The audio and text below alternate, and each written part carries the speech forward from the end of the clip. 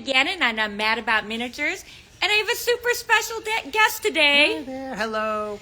It's Darren from D. Thomas Miniatures. Yay. You are no stranger to him and how fabulous he is and what an expert in minis he is. Thank you. I appreciate that. Aw, he's my hero. So anyway, I was really excited that he was going to be at IGMA too. We're at IGMA Guild School this week. And I flagged him down and asked him to talk to us. She roped me in. I stood between him and dinner until he said yes. How could you say no to bed about miniatures? Come on. He couldn't. They couldn't. So he brought there's an exhibition that I've been showing you all week, and people bring class proposals, class projects, special minis they've done, special minis they have. And Darren, of course, brought something fabulous. Dun da da. So I'm going to switch over. Just give me a minute. And Darren, tell us about this. So this takes the mini bar concept to a whole new place. This is a classic Spanish tapas bar, completely filled with all of the wine, spirits, and beer you can imagine in small scale. This piece was actually done by an artist out of Argentina. His name is Hernan Boljevic. And he just loves everything Spain. He travels back and forth to the country, working with restaurateurs there. And he recreates restaurants and bars in small scale for these restaurateurs. So if you ever travel to Spain, you will see more of his work in restaurants in Spain. So this piece actually is called Alma de España. And because he does so much work for some of these restaurants outside of, in Spain, this is actually his own creation. This is the bar of his dreams, as you can imagine. Look at all that. Look at all that wine. Look at all those bottles. Look at all that. So we're here with Darren. He's telling us about this very special piece. And the first thing I asked him was, how many bottles are there? And his answer was, so many. So many. So everything is individually made. This is all scratch built by Hernan. All of the food, the bottles, all the way down to the little trash bag of used napkins. Because if you're sitting here and you're chopping meat and you're having a little cheese and maybe having a little bit of sausage with your wine, you're going to need to wipe your mouth. Right. So Darren, what's your drink of choice? What should we have today? Everything on the top shelf. I'll take. So yeah. All of these are glued down pretty good, right? Yeah, everything is pretty much glued down. Because these are really meant to be pieces that are just looked at, not sort of played in a traditional dollhouse sort of miniature way. Mm-hmm. So everything is, for the most part, tacked down with glue. And he knows that because, tell us how you got it here. Well, so I'm representing Hernan, and we're actually trying to find a happy home for this piece. So we're looking for a buyer. So this actually was in my possession in my shop. I used to have a miniatures shop a few years ago, and so I had this in the shop presenting to sell. So I've had it, and I figured I would bring it up with me to the Guild School where there's this awesome exhibition, and I thought I would show it off because it's just a fabulous piece. It really is. I mean, the more I look at it, I didn't even see this last night. You've got the dried meats. Yes. You've got the coffee center. The cappuccino maker is probably my favorite part. So I lived in the North End in Boston when I first got out of college, and they all had these big octopuses. Is that what that is? Yeah, of a cappuccino machine, and it's just fabulous. And you can see from Darren's fingers the the size, the scale. He's going to have a little cappuccino, and look at this.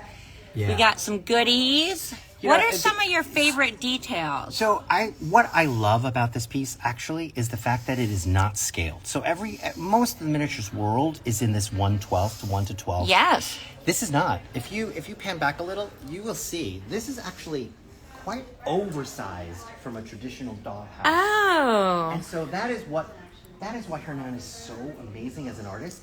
He doesn't play in scale. He doesn't build in scale. This is just how he decided to make it. And so But it's actually awesome. It is because awesome. Otherwise, you wouldn't be able to see the tiny bottles. you wouldn't.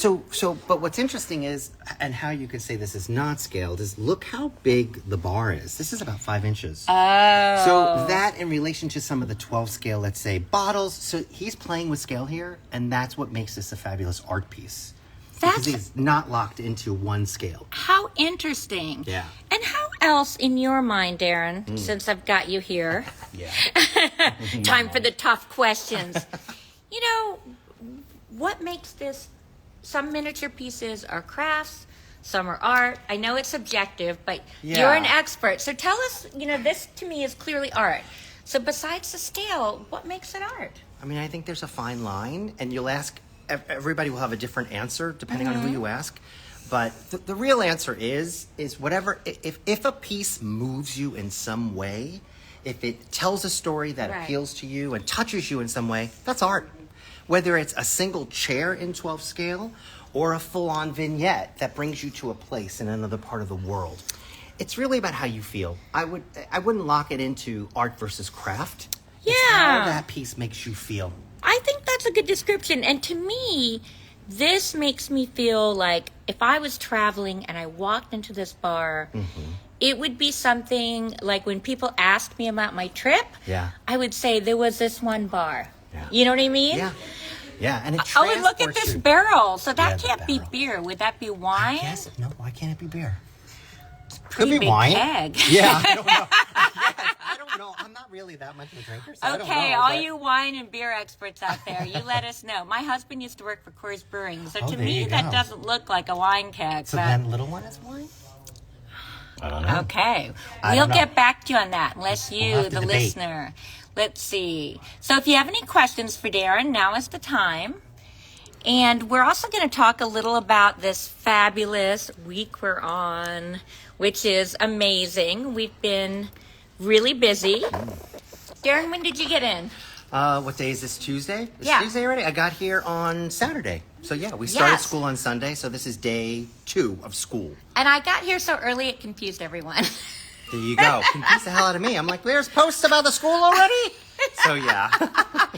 The early bird. Yeah.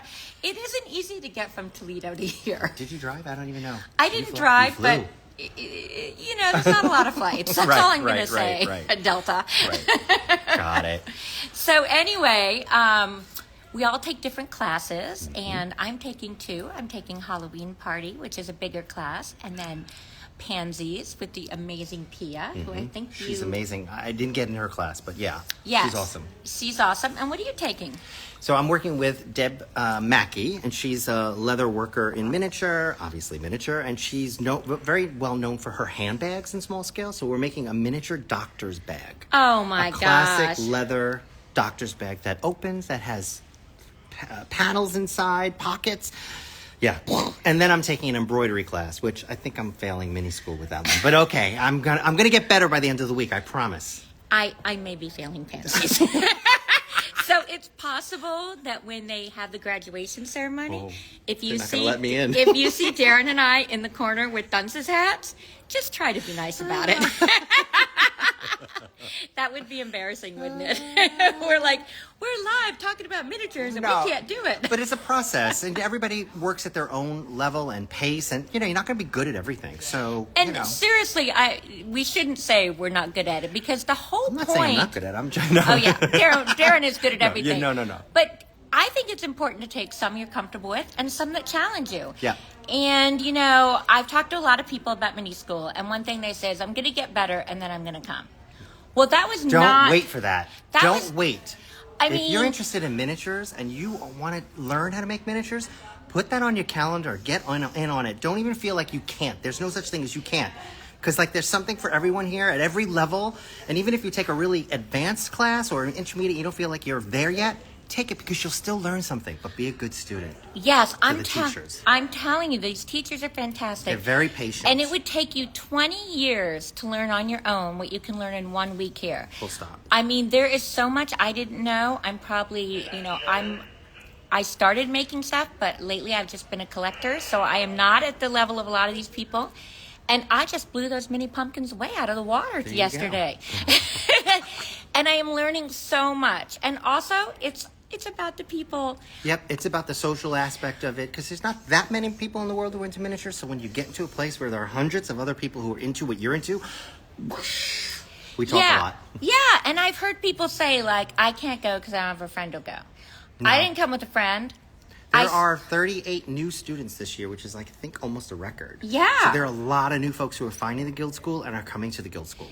You will find a friend here within the first hour you're at. Just Oh, start absolutely. talking about miniatures. Yep. And a new thing they're doing, I don't have it on, but he has his name tag on, and it says how many years you've been. Oh, yeah. And he's been 4 years, and I have a green tag.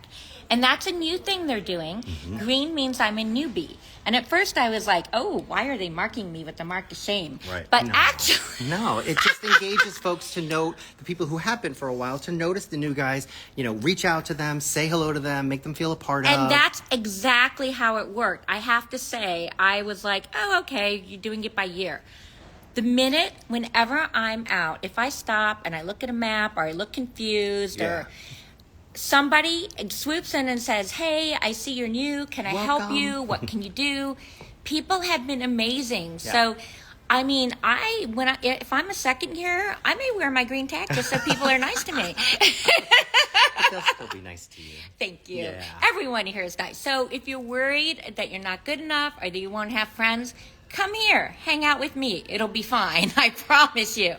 And the food is great, right? Food is good. The entertainment is good. There's a lot of activities, day and night activities, classes, of course. That's what we're really all here for.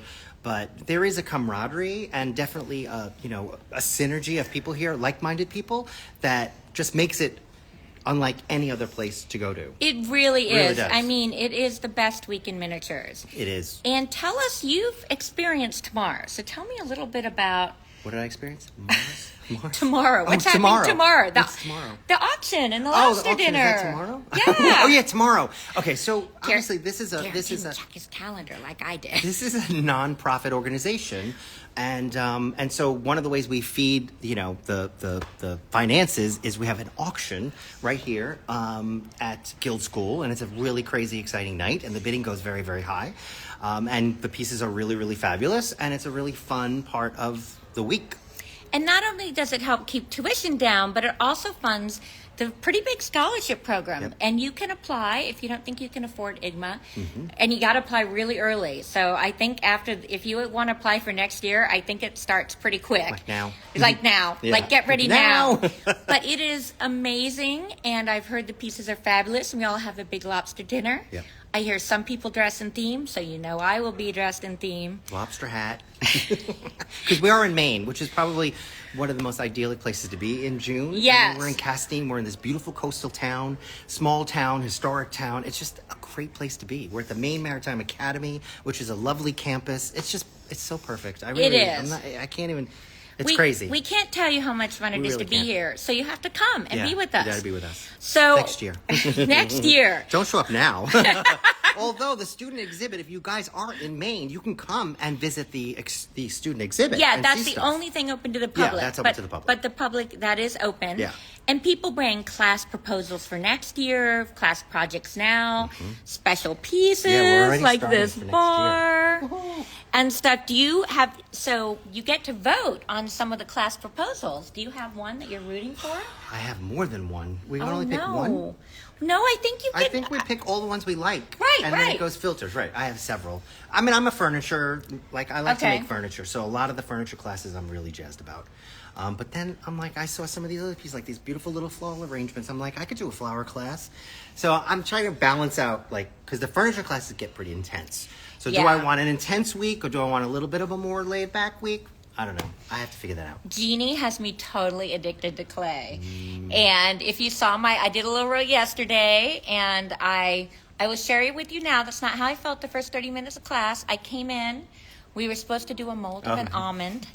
And I gotta tell you, she said, we'll start small and staying. I was in the sea of despair over this almond for at least 3 minutes. Sea of despair. Sea of despair. The almond. And then I remembered that I went to law school just making this almond. It's not the toughest thing I've ever done. And I got. And you made it. You Yeah. made it through. Well, Jeannie did give me what I called a pity almond. Oh, but she then gave you one of hers? She called it what did she call it? An encouragement. Oh, encouragement but it was almond. one of her almonds. Yeah. Oh, That's guys, how bad I was. when the teacher gives you something that they made, you're like, oh my God, thank you. Right. Or if the teacher offers to like help you a little bit more, you're like, Oh, she helped me so much. No shame in that. But then that was like 2 minutes of a little, and it was not a sea of despair. I don't let an Yeah. almond get me down. 2 minutes of wondering, is this going to be tough? And then you know what happened? The same people who cranked out almonds like tomorrow, Yeah. they bit my dust when it came to mini pumpkins, my friends. It's definitely a roller coaster of a week. You come here and you're like really hyper and you're really excited, and then you have some downtimes where you're doubting yourself, but you always end up the week feeling awesome about the work you do. Awesome. I can't believe, I wish I'd come earlier. I can't believe I've been here 2 days and it would have taken me 2 years to get to this point in some of the stuff. Yeah. So don't wait to learn more. That's the biggest advice, I think, to that point is don't wait and don't feel like this is something you can't do. I myself thought for a long time this was something I can't do. Oh, me That too. is not the way to go. Get yourself here. Don't miss out. Even if you're just a collector, even if you haven't made anything, take beginner classes. There's stuff you can do. I promise. You won't regret it. Sign up begins pretty soon after this. Yeah. Yeah. And, you can put a deposit now for next year. Yeah. Already. So anyway, Darren, any last words you want to give us? No, I mean, I think, I hope we've inspired you to come to Guild School or look at it. Well, Darren always inspires me. I already told my story, but I have to tell you guys. The Christmas of COVID, I was kind of depressed because I usually go to a lot of holiday parties. I do a lot of holiday entertaining. My social media business, Plan on Events, was out. COVID. And I felt trapped, and I was looking for Christmas stuff to do, and along came The show? The biggest, little Christmas showdown. Spectacular showdown. I don't know the name of the Funny show. name. Biggest little Christmas showdown. And Yes. somehow it was HCTV. like event watching, and many other good things happened, but it was the beginning of the turnaround. And that's why the first time I met Darren, I was like, Darren! And he's like, who are you? No, he was nice. I didn't say he that. was not like that. But I felt like I knew him from that show, as Yeah. I'm sure many of you do.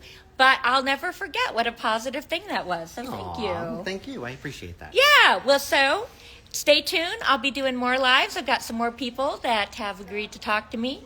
I've been standing between them and their food, them and the bar, so you'll be seeing all kinds of folks. Don't worry.